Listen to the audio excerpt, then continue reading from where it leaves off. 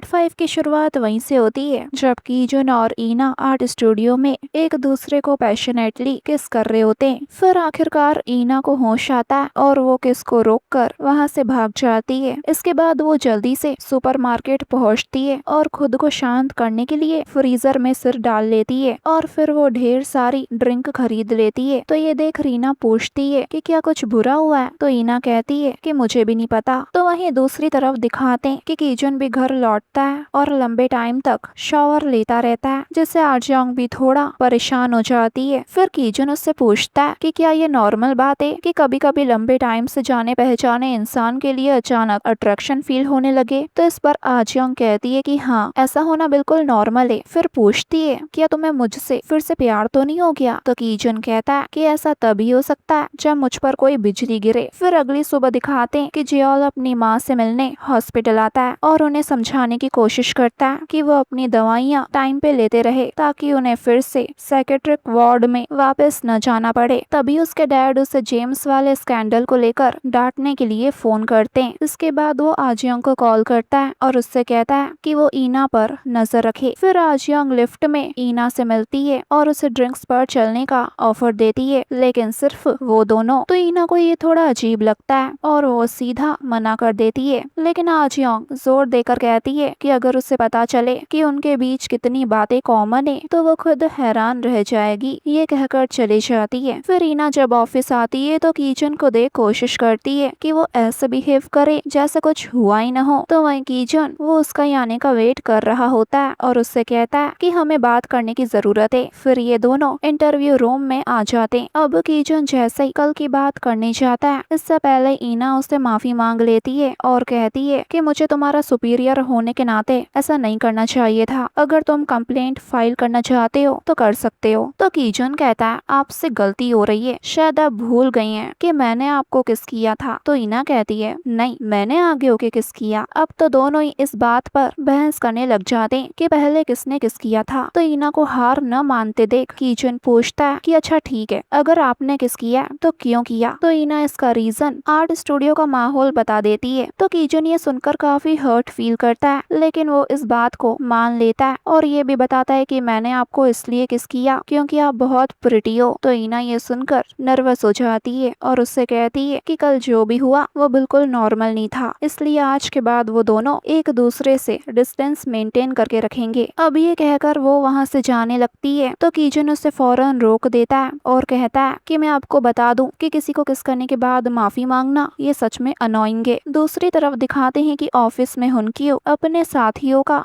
Horoscope पढ़ रहा होता है। वो गोंगिल को वार्निंग देता है कि उसकी कुंडली के अकॉर्डिंग उसे अपने बॉस से थोड़ा दूर रहना चाहिए। तभी वो सब ईना और कीजुन को इंटरव्यू रूम से बाहर निकलते हुए देखते हैं और उन दोनों को देख थोड़ा टेंशन में आ जाते हैं, क्योंकि सबको महसूस हो रहा होता है कि कीजुन और ईना के बीच अभी भी टेंशन चल रही है। फिर हम इस ड्रामा के दूसरे कैरेक्टर मिनवू से मिलते हैं, जो हैमो के कॉस्मेटिक डिपार्टमेंट के टॉप सेल्स पर्सन में से एक है। वो इस समय अपनी शादी में होता है, लेकिन तभी एक लेडी क्लाइंट यूना वहां आकर हंगामा खड़ा कर देती है और काफी बुरी तरह मिनवू को पीट देती है। अब शादी के बाद इनका केस ऑडिट टीम के पास आता है और कीजुन और संगताय मिलकर मिनवू से पूछताछ कर रहे होते हैं। इस दौरान मिनवू जोर देकर कहता है कि उसने यूना के साथ कोई हद पार नहीं की थी। वो ये भी दावा करता है कि उसने सिर्फ थोड़ा बहुत फ्लर्ट किया था और वो भी इसलिए ताकि यूना उससे ज्यादा कॉस्मेटिक प्रोडक्ट्स खरीद ले। तो वहीं दूसरी तरफ यूना मिनवू को इस बात के लिए दोषी ठहराती है कि वो बहुत ज्यादा ध्यान रखने वाला बनकर बात करता था, जिससे उसे लगता था कि उन दोनों के बीच रोमांटिक फीलिंग्स हैं। फिर वो कीजुन और संगताय को उनके बीच हुई चैट दिखाती है और तब पता चलता है कि मिनवू अपने सभी क्लाइंट्स को इसी तरह के स्वीट और फ्लर्टी अंदाज में मैसेज करता रहता है। इसके बाद मिनवू हर उस सिचुएशन को समझाने लगता है जो यूना ने उठाई थी, यानी कि जब यूना बीमार पड़ी थी तो उसके लिए मिनवू रात को पोरिश बना के लाया था और मेडिसिन भी खरीद के दी थी। यानी कि इतनी केयर सामने वाला तभी करेगा जब वो उससे प्यार करता होगा। लेकिन मिनवू उन्हें बताता है कि उसने ऐसा इसलिए किया ताकि यूना उसका पेमेंट सेटल कर सके, और अगले दिन उसने ऐसा कर भी दिया था। फिर यूना बताती है कि वो मुझे डेट पे भी लेके गया था। तो मिनवू बताता है कि मैं वीकेंड्स वाले दिन घर पे अकेला होता हूँ और बोर होता हूँ, और कंपनी की तरफ से मुझे मूवी टिकट्स मिली थी, इसलिए मैं यूना को डेट पे लेके गया था। लेकिन मेरे लिए डेट पे जाना मतलब काम करने के बराबर था, क्योंकि जब कस्टमर्स खुश रहेंगे तभी तो उसकी सेल्स बढ़ेगी। फिर कीजन यूना से कहता है कि कुछ ऐसा बताओ जो तुम्हारे रिलेशनशिप को कंफर्म कर सके, और असली मोड़ तब आता है जब वो खुलासा करती है कि उन्होंने किस किया था। लेकिन जब मिनवू से इस बारे में पूछा जाता है तो वो इस बात से साफ इनकार कर देता है और कहता है कि उन दोनों के बीच ऐसा कुछ भी नहीं हुआ था। फिर कीजुन ईना को आके बताता है कि ये केस अभी भी कंफ्यूजिंग बना हुआ है, क्योंकि यूना और मिनवू दोनों ने उस केस को अलग अलग तरीके से देखा और महसूस किया है। तो ईना उसे ऑर्डर देती है कि वो इस बारे में और जानकारी निकाले, क्योंकि एक केस को सेक्सुअल हरेसमेंट के तौर पे भी समझा जा सकता है। वो कहती है कि अगर मिनवू उस केस को सच में भूल गया है तो उसका ये बिहेवियर एक लेडी की तरफ काफी रूड है। तो ये सुनकर कीजन तुरंत उसे टीज करते हुए कहता है कि ओ किस इतना इम्पोर्टेंट होता है, मुझे तो लगा एक माफी मांगने से सब कुछ ठीक हो जाता है। तो ईना कहती है काम पे ध्यान दो और पूछती है कि मिनवू और यूना ने कहाँ किस किया था। तो कीजन उसे उस जगह ले आता है। तब ईना कहती है कि सिचुएशन को डिटेल में समझाओ। तो अब कीजन भी यूना की बात को बहुत ओवर एक्टिंग और फनी तरीके से एक्ट करके दिखाता है कि कैसे वो पहले ड्रंक हुई और फिर उसने मिनवू को पकड़ के किस कर लिया। तो ईना उसे दूर करते हुए कहती है कि इतना डिटेल में जाने की जरूरत नहीं है। तभी उसकी नजर कैमरे पर पड़ती है और उसे लगता है कि सबूत मिल गया, लेकिन कीजन बताता है कि ये कैमरा नकली है। तभी वहाँ कीजन को ढूंढने पर एक चिकन बेचने वाला मिलता है, जिसकी वैन इस तरह से खड़ी हुई होती है कि उन्हें उस दिन का फुटेज मिल सकता है। अब वो दोनों चिकन सेलर के पास आते हैं और उससे उस दिन की फुटेज दिखाने के लिए कहते हैं और वो उन्हें परमिशन दे भी देता है। फिर जब ये दोनों फुटेज चेक करने के लिए बैठते हैं तब ईना को एक नंबर से कॉल आता है, बट वो रॉन्ग नंबर कहकर कॉल कट कर देती है। लेकिन वो उस कॉल से थोड़ी डिस्टर्ब दिखाई दे रही थी। कीजन भी ये नोटिस करता है लेकिन फिर कुछ नहीं पूछता। फिर जब ये दोनों फुटेज देखते हैं तो साफ हो जाता है कि यूना और मिनवू ने सच में किस किया था। इसी दौरान दिखाते हैं कि जियोल अपने एक दोस्त के साथ गोल्फ खेलने के लिए आया होता है, ताकि हाल ही में हुए डीओजे मीटिंग में क्या हुआ था उसके बारे में और जानकारी निकाल सके। तभी उसका दोस्त उससे पूछता है कि क्या उसका आजियोंग के साथ कोई अफेयर चल रहा है, और उसे ये भी अजीब लगता है कि जियोल अपनी वाइफ के साथ इतना पेशेंस और शांत तरीके से क्यों पेश आ रहा है। फिर बाद में जियोल को आजियोंग से पता चलता है कि उसके ड्राइवर को अचानक फैमिली इमरजेंसी हो गई थी तो वो चले गया, इसलिए आजियोंग उससे कहती है कि मैं आपको घर छोड़ दूंगी, पर जियोल उससे मना कर देता है और कहता है मैं खुद घर चले जाऊंगा। फिर वो उससे भी पूछता है कि अभी तुम कहाँ रह रही हो। फिर वो उसे खुद घर छोड़ने जाता है और उससे पता चलता है कि वो कीजन के साथ एक ही घर में रह रही है। आजियोंग उसे जलाने के लिए ये नाटक भी करती है कि वो उससे मूव ऑन कर चुकी है, लेकिन उसके जाते ही वो कीजन से दूरी बना लेती है। फिर अगले दिन इंटरव्यू मीटिंग में जब मिनवू को सबूत दिखाए जाते हैं तो वो ये कहता है कि वो उस वक्त इतना ज्यादा नशे में था कि उसे कुछ याद ही नहीं है, और फिर बाद में वो ये भी जोर देकर कहता है कि उस किसका कोई मतलब नहीं था। तो वहीं यूना इस बात से हर्ट हो जाती है और पूछती है कि ऐसा कैसे हो सकता है कि उसका कोई मतलब नहीं हो। तो कीजन खुद भी इस बात पे एग्री करने लगता है और ऐसा लगता है कि यूना से ज्यादा तो वो बेचारा खुद हर्ट हुआ। फिर रात को दिखाते हैं कि टीम डिनर के दौरान ये लोग इस बात पर चर्चा कर रहे होते हैं कि क्या किस करने का मतलब सच में डेटिंग करना होता है या नहीं। कुछ लोग इसके खिलाफ होते हैं, जबकि कुछ का मानना है कि सिर्फ एक किस को इतना बड़ा मुद्दा बनाना बिल्कुल बेवकूफी है और उसमें जरूरत से ज्यादा मतलब निकालना ठीक नहीं है। तभी ईना भी वहाँ आ जाती है और पूरी टीम का ये मिशन होता है कि ईना और कीजन के बीच की टेंशन खत्म हो जाए। जब ईना को पता चलता है कि अभी यहाँ क्या चर्चा हो रही थी तो वो उनसे इस बात को बदलने को कहती है, जबकि पूरी टीम उससे कहने लगती है कि वो इस पर अपनी राय दे, लेकिन ईना जैसे तैसे बात को टाल देती है। फिर डिनर के बाद ग्वांगिल कीजन से कहता है कि वो ईना को कैब दिलाने में मदद कर दे और सबको लेकर वहाँ से चले जाता है। अब कीजन इस मौके का फायदा उठाता है और उससे पूछता है कि वो उसके बारे में असल में क्या महसूस करती है। तो ईना जवाब देती है कि वो उससे नफरत नहीं करती जैसा कि उसके बाकी कलीग्स सोच रहे हैं, लेकिन कीजन उसके जवाब से पूरी तरह सेटिस्फाई नहीं होता और उससे और जानने की कोशिश करता है कि वो सच में क्या महसूस करती है। और ठीक उसी टाइम ईना फिर से उस अनजान नंबर से आए कॉल को काट देती है और अपनी कैब में जाकर बैठ जाती है कि तभी कीजन भी उसी कैब में आकर बैठ जाता है और ड्राइवर से चलने को कहता है और फिर ईना से कहता है कि उन्हें अपने बीच की केमिस्ट्री को एक मौका देना चाहिए। तो इस पर ईना थोड़ा हिचकिचाती है तो वो इस पर पूछता है कि वो उसे अपने आप से दूर क्यों धकेल रही है और क्या वो किस सच में उसके लिए कोई मायने नहीं रखती। तो तो ईना तंग होकर कहती है कि अब तुम क्या चाहते हो, क्या मुझे डेट करना चाहते हो या फिर मेरे साथ सोना चाहते हो। तो ये सुनकर वो शॉक हो जाता है और तब तक ईना का घर भी आ जाता है। तो दोनों कैब से उतर जाते हैं और वो ईना को रोककर बस एक सवाल पूछता है कि एक पैशनेट किस करने के बाद उसका माइंड ब्लो करके वो उसे अपने आप से दूर क्यों धकेल रही है। और तभी इसी बातचीत के बीच ईना के डैड अचानक वहाँ आ जाते हैं और कहते हैं कि तुमने अपना नंबर चेंज कर दिया और मुझे बताया तक नहीं, आखिर में तुम्हारा बाप हूँ। तो ईना कहती है आप मेरे डैड कैसे हो सकते हैं। और तभी कीजन सामने वाली कन्वेंस स्टोर में चली जाता है ताकि ईना और उसके डैड को बात करने के लिए थोड़ा टाइम मिल सके। लेकिन रीना उसे देख कहती है तुम तो सच में स्टॉकर बनते जा रहे हो। यहाँ दिखाते हैं कि ईना अपने डैड को वहाँ से वापस भेजने की कोशिश करती है क्योंकि वो कभी उसकी जिंदगी में मौजूद ही नहीं रहे थे और अब उसे उनकी दखल अंदाजी सही नहीं लगती। इसलिए वो उनसे कहती है कि प्लीज मुझे अकेला छोड़ दो। तो उसके डैड उससे माफी मांगते हुए कहते हैं कि उन्हें उस बात का बहुत पछतावा है। अब जैसे ईना वहाँ से जाने लगती है तो उसके डैड अचानक बेहोश होकर गिर पड़ते हैं। अब कीचन और ईना उन्हें तुरंत हॉस्पिटल ले आते हैं और वहाँ पता चलता है कि उनके दिमाग में ब्रेन ट्यूमर है और वो इलाज के बीच से चोरी छुपे निकलकर ईना को ढूंढने आए थे। डॉक्टर ईना को ये भी बताते हैं कि वो अपने इलाज की पेमेंट भी समय पर नहीं कर पा रहे और उनसे मिलने भी कोई नहीं आता। ये सुनकर ईना हैरान हो जाती है क्योंकि उसे तो पता होता है कि उसके डैड की एक और फैमिली है। दूसरी तरफ दिखाते हैं कि सड़क पर मिनवो अपने दोस्तों के साथ एक बार से बाहर निकलता है और जैसे ही वो तीनों घर की तरफ चलते हैं वो देखते हैं कि मिनवो की वाइफ किसी और आदमी को किस कर रही है। अब ये देखकर मिनवो गुस्से में बेकाबू हो जाता है और उस आदमी को लगभग पूरी तरह पीटने ही वाला होता है कि उसके दोस्त उसे रोकने की कोशिश करते हैं। फिर पुलिस स्टेशन में दिखाते हैं कि वहाँ मिनवो अभी भी शांत नहीं हो पाता और उसकी पत्नी उसे समझाने की कोशिश करती है कि वो बस एक कलीग के साथ नशे में हुआ केस था, कोई बड़ी बात नहीं है। लेकिन मिनवो का गुस्सा कम नहीं होता और वो फिर से उस कलीग को पीटने लगता है कि तभी पुलिस को फिर से बीच में आकर उसे उस आदमी को दूसरी बार पीटने से रोकना पड़ता है। यहाँ दिखाते हैं कि अपने डैड को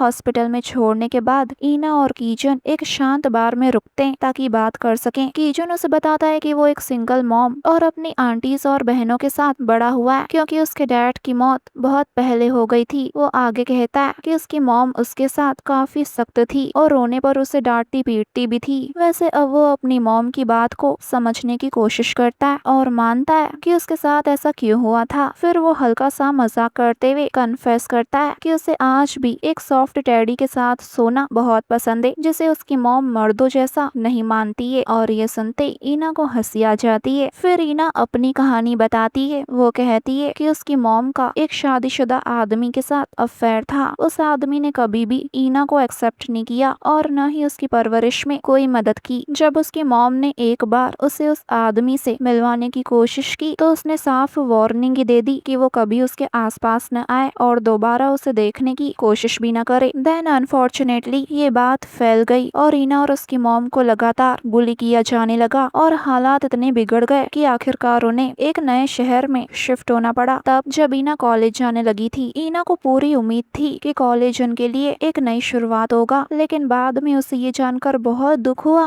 कि उसकी मॉम एक लोकल आर्ट स्टूडियो में न्यूड मॉडल के तौर पे काम कर रही थी। ईना समझ नहीं पाती कि उसकी मॉम ऐसा कैसे कर सकती है कि न्यूड मॉडलिंग करके उन्हें आजादी महसूस होती है। अब धीरे धीरे करके वो अपनी मॉम से दूरी बना लेती है और उनसे रिश्ता ही तोड़ देती है। लेकिन बाद में उसकी मॉम की एक एक्सीडेंट में मौत हो जाती है और वो भी उस दौरान जब वो ईना को ढूंढकर उससे माफी मांगने जा रही थी। और जब ईना को अपनी मॉम की एक्सीडेंट का रीजन पता चलता है तो उसे अंदर से बहुत पछतावा होता है और फिर अपनी मॉम की मौत के बाद ईना उनकी जगह वही मॉडलिंग का काम संभाल लेती है। तभी उसे धीरे धीरे समझ आता है कि उसकी मॉम का फ्रीडम वर्ड से क्या मतलब था। फिर प्रेजेंट में दिखाते हैं कि कीजन उसकी कहानी सुनकर बहुत इमोशनल हो जाता है, यहाँ तक कि उसकी आंखों में आंसू तक आ जाते हैं और वो अब उसके लिए ये चाहता है कि वो आगे की जिंदगी खुशी खुशी जी पाए। वो उससे कहता है कि वो बाहर से जितनी सख्त दिखती है अंदर से उतनी ही नरम है। ये कहकर वो वहीं अपने इमोशंस में और थोड़ा नशे में बेहोशी हो जाता है। अबीना उसे संभालने की कोशिश करती है और किसी तरह उसे उसके घर तक लेकर आती है और वो भी पूरा रास्ता उसे सहारा देकर। एक बार के लिए तो उसे लगता है कि वो कीजन को उसके बिल्डिंग के बाहर ही छोड़ दे, लेकिन फिर वो ऐसा नहीं करती बल्कि उसे उठाकर घर तक घसीटते हुए ले आ रही होती है और इस दौरान वो बहुत गुस्से में होती है और कहती है कि बस तुम एक बार होश में आओ, मैं तुम्हें ऐसा सबक सिखाऊंगी कि तुम भूल नहीं पाओगे। फिर जैसे तैसे वो किचन के फिंगरप्रिंट्स से डोर खोलने की कोशिश करती है कि तभी आजिया उसके घर का दरवाजा खोल देती है और ईना उसे देख चौंक जाती है कि वो किचन के घर पे क्या कर रही है। और इसी मोमेंट पर ये पार्ट पूरा होता है गाइस।